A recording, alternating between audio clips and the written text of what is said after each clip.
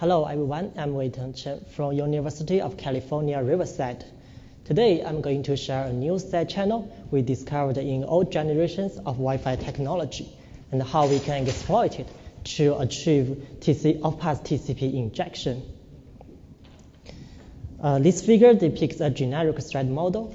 We are given two arbitrary hosts, typically one client and one server. Malware is able to inject spoof data into the victim connection between the client and the server. As opposed to man-in-the-middle attackers, malware is completely off-path and cannot eavesdrop any of this traffic. Malware, however, can send spoofed packets with guessed source port number, sequence number, and acknowledgement number to the client. Usually, an unprivileged application or sandbox JavaScript is required to run on the client machine to monitor the system and give some feedback, informing the attacker whether his guessing is correct or not. In rare cases where the state change of the client machine can be remotely observable, malware can complete the attack alone without any assistance. Here's a demo from our previous work demonstrating a real-world off-path TCP injection attack, so you can get a sense how it looks like. Basically, when the user was trying to visit Facebook, a malware on the phone was monitoring the system and collaborating with an off-path attacker. The off-path attacker, therefore, can hijack the connection and injected a fake page into the victim connection. So, a high-level explanation of side channel attacks against the TCP connections. All of the side channel attacks discovered in prior work manifest themselves through the following control flow block. As we can see, there are two essential building blocks. Firstly, anytime you have a side channel, there must be some global resource shared between the attacker and the victim. Depending on whether the sequence number is in window or not, the shared state may change accordingly.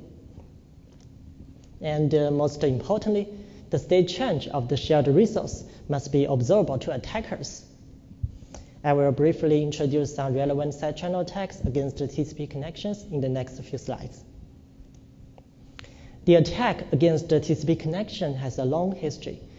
The timeline begins in 1985 with Murray's TCP injection attacks and Bellawin's seminal paper from 1989. Both works show that predictable initial sequence number allows an off-path attacker to perform TCP injection attacks.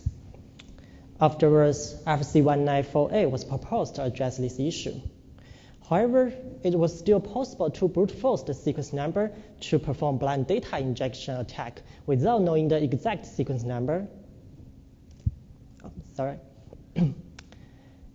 To start this kind of attack, RFC5961 suggests to minimize the egg window so that this naive brute forcing strategy is almost impossible.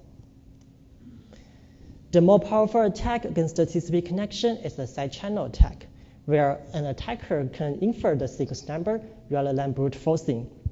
There are three types of side channels introduced by operating systems, which are already fixed. In comparison, the timing side channel we discovered relies on a fundamental design of wireless protocol. To summarize those side channel attacks against the TCP connections, global IP-ID counter and global challenge accurate limit side channels have very little requirement, since the state change of the client machine is remotely observable.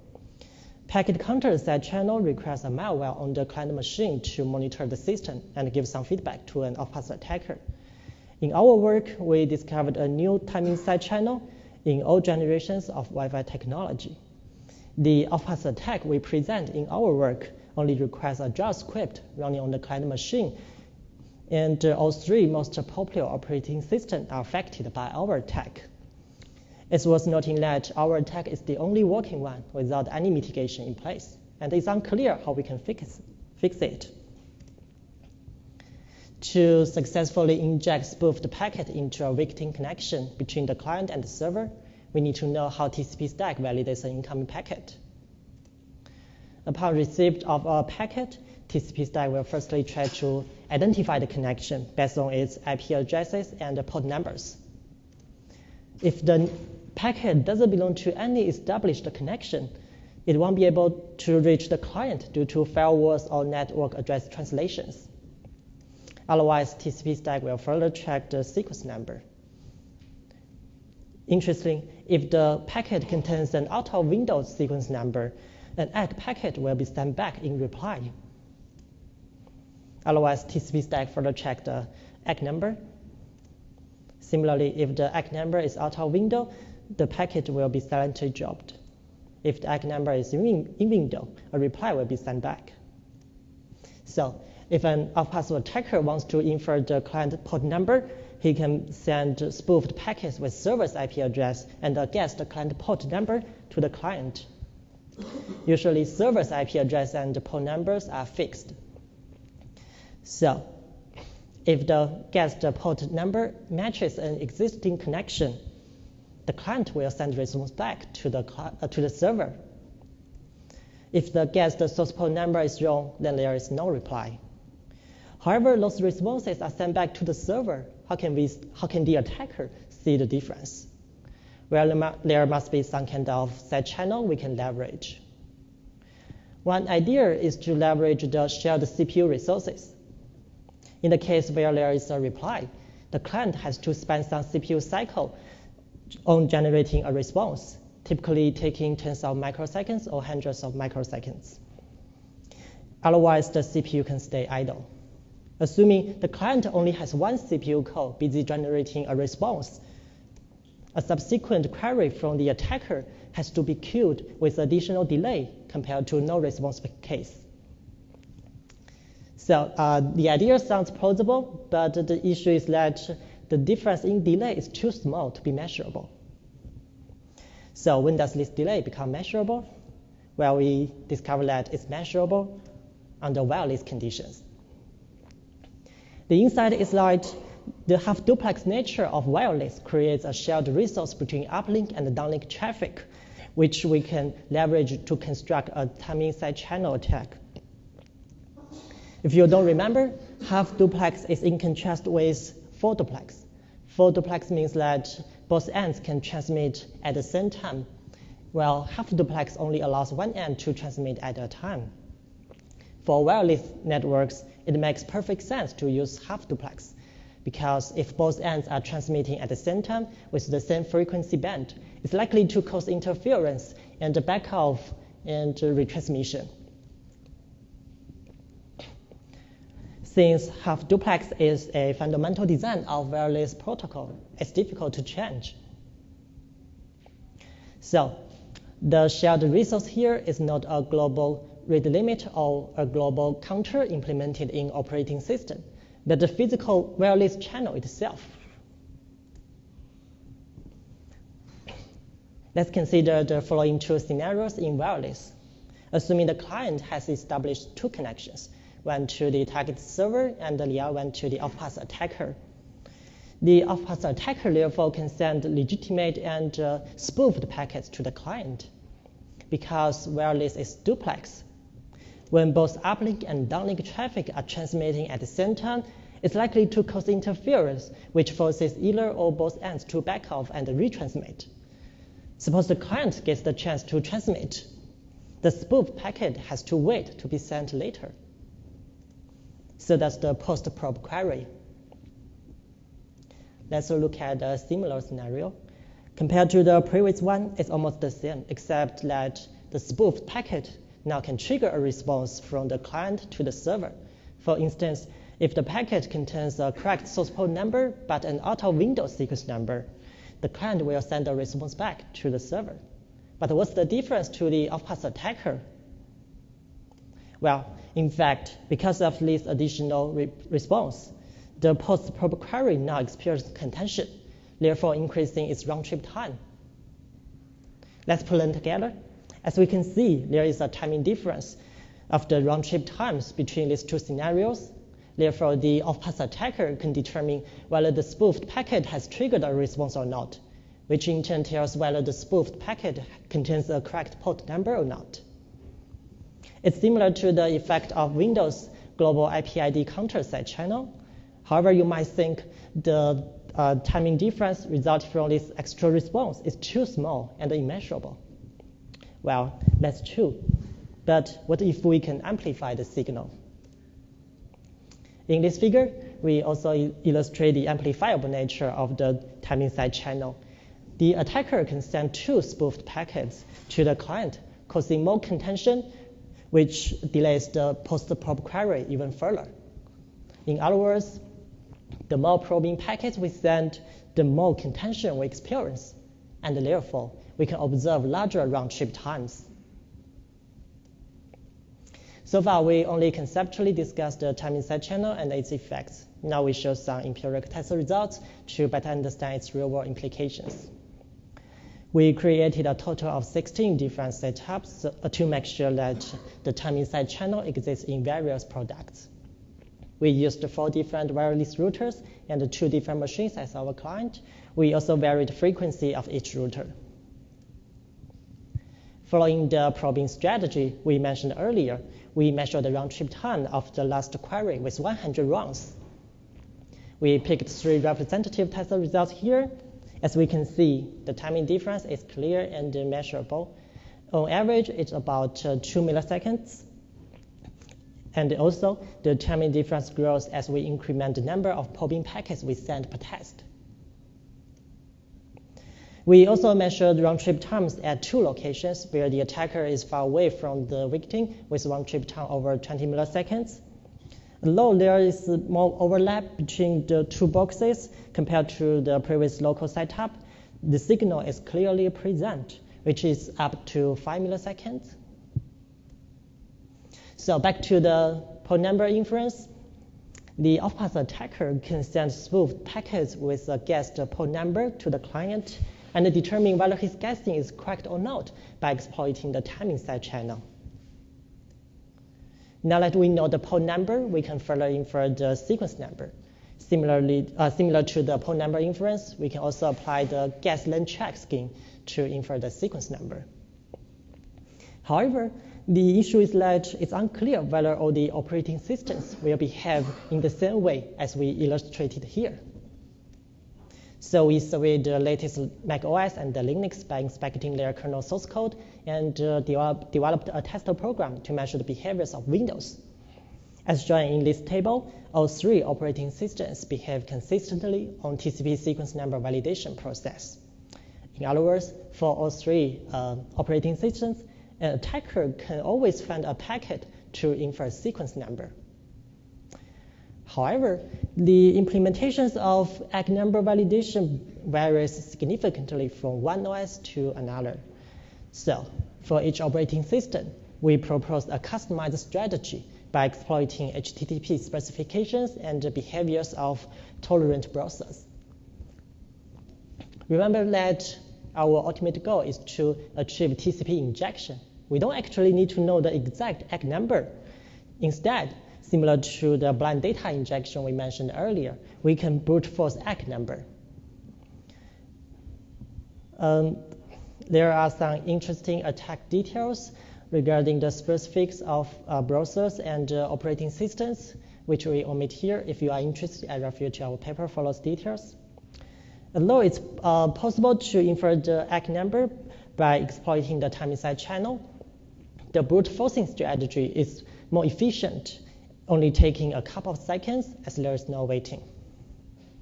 And we prefer this in our real-world attacks. Okay, so for each operating system, we implemented a complete TCP injection attack. The results are shown in the up table regarding the success rate and average time cost. To further demonstrate that our attack is practical, we also report the result under a remote attacker scenario, where the attacker is far away from the victim with round-trip time over 20 milliseconds. Here's a demo presenting a web cache poisoning attack by leveraging the timing side channel.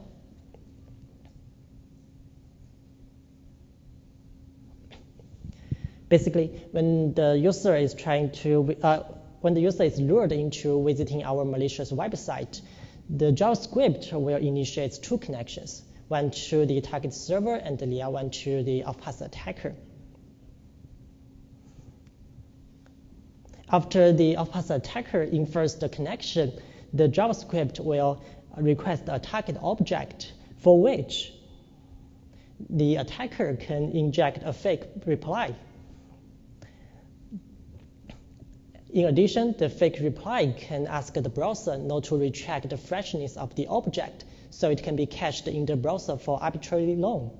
As we can see, the fake page cached in the browser is displayed here. It's almost identical to the original page, except the inject login component. And most importantly, only if we clear the cache, we can see the original page.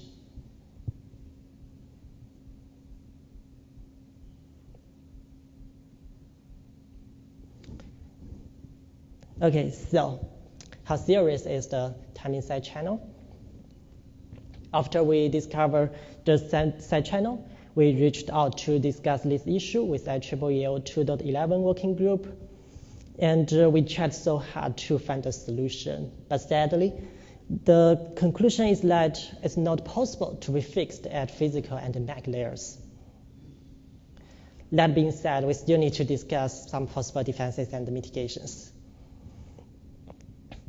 One straightforward idea is to make wireless for duplex. Though research has been done on this area, we are still facing some real-world challenges which need to be carefully addressed. And it's unclear whether the technology will be widely deployed in the practice. Since our attack also leverages TCP specifications, making TCP stack behave consistently regardless of sequence and egg number would be a good defense. One strategy to consider here is to rate limit responses for incoming packets without a Windows sequence number, so that an off-path attacker can no longer amplify the signal by simply sending multiple probing packets to the client. However, its real-world implication must be evaluated carefully, and we plan to investigate this issue in the future. Lastly, HTTPS is not enough if HTTP strict transport security is absent. One representative example is the news website we showed in the last demo. When the user is trying to visit its homepage, an initial request is submitted over HTTP, and it's the server that subsequently redirects the browser to its HTTPS set. Therefore, an off-path attacker can simply inject a fake page for the initial request. Unfortunately, many top websites around the world are still vulnerable. To conclude, we report a new timing side channel inherent in all generations of Wi-Fi technology. We show that the timing side channel is reliable and amplifiable, and almost impossible to eliminate without substantial changes to wireless specifications. We show that the timing side channel affects macOS, Windows, and Linux by studying their TCP stack implementations and constructing real-world attacks against them. We also stress possible defenses and mitigations to alleviate this issue. Typically, we do not release our attack code until there's a patch available. In this case, it doesn't really help to wait.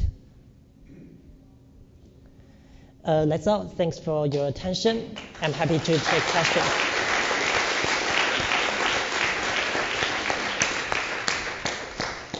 So we have time for a couple of questions.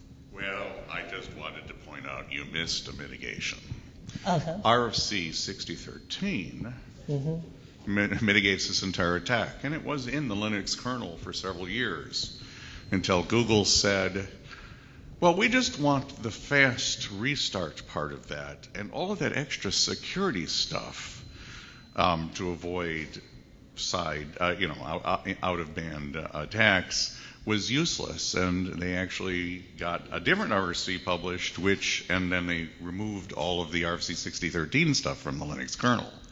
But RFC 6013 it changes the timestamp and allows it to be, so the timestamp is allowed to prevent millisecond, 64-bit timestamps for microsecond and 128-bit timestamps for picosecond timing to prevent, that is, the cookie will change and your ACK attempts will no longer be valid.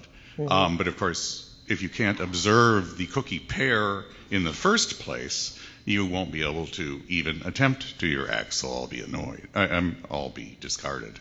But that was RFC 6013, so you might go take a look at it. Okay. Someday, if people have been asking me for years to write a considered harmful paper for the Google fast restart.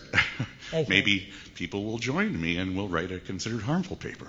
Thanks. I wasn't aware of that RFC. I will take a look at. Thanks. Okay. Any other questions? All right. Well, let me thank the speaker. Thank you.